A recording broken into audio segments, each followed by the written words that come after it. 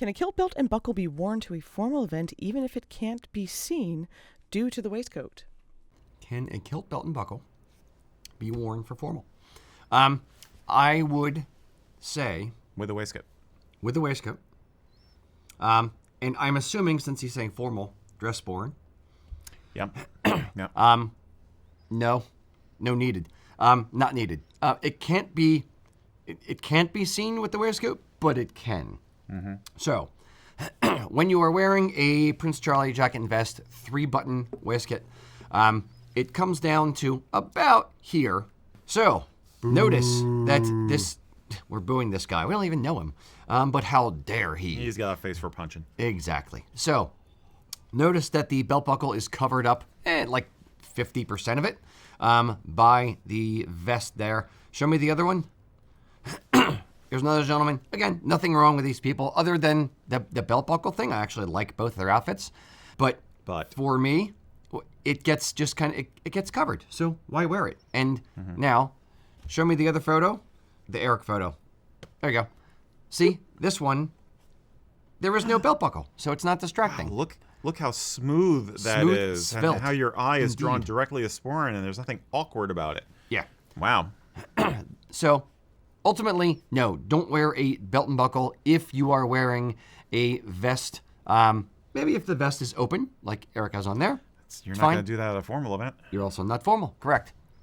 Yeah. The other thing I'm going to point out, Jordan, bring up one of the ones with the belt buckle back again. Notice how close the top of that dress sporran is to the bottom of that buckle. Yeah. I mean, that's maybe an inch. When he sits down, that the top of the cantle, the little bell or a little ball on the top of the cantle, is going to be knocking into his buckle.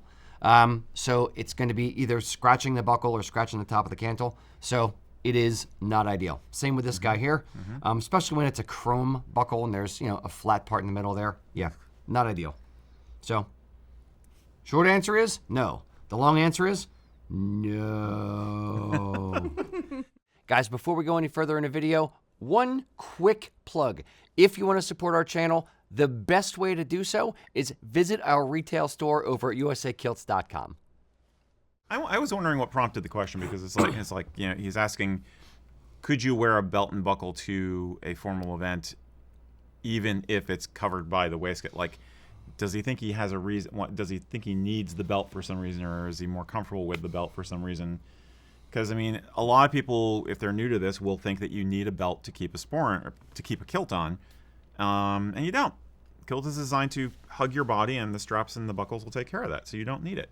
And even if you think it's going to be fully hidden by your vest, it's not going to be. I mean, even if you try to, have it up there and make sure it's hidden, it's going to pop out at some point. So it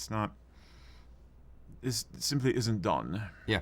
I would also point out in a weird backwards, comparison kind of way, it's a little something sticking out. Let's say, you're wearing the buckle not because it's going to be covered, but because you like the buckle. Now it's, half covered, kind of in a weird angle, upside down V kind of shape. So people can't really see what it is. It kind of looks like something is sticking out weird that's not supposed to necessarily be there, if I'm getting hypercritical about it.